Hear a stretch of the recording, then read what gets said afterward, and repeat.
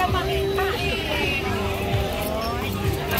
Bango mo naman. Paano ako sa yung nabalot na ito gano'n yun? Oo. Alam mo sabihin ako sa'yo. Diba nakita mo yung issue nila na inaanuhan ka daw ng mga vlogger. Alam mo lang ga, ito ang sasabihin ko sa'yo.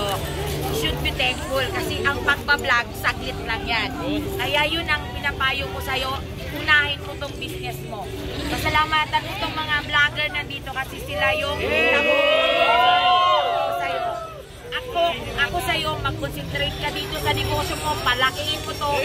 Kasi ang pagbablog, saglit lang. Pag nalaos ka, wala ka na. Pero pag itong parisan mo, napalaki mo, na kung sinasabi ko sa'yo, isa ka sa pagiging milyonaryo dito sa Pilipinas.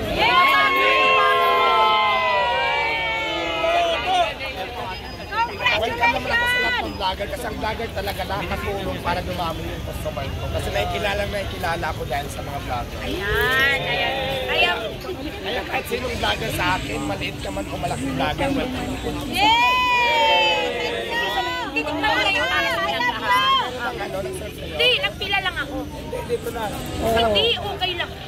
Huwag ka na pumila, kakaya naman sa iyo. Ay, ikaw naman. Okay lang sanay ako sa ganyan. Para nakikita ko din yung mga followers ko. Thank you lang, Karen. Thank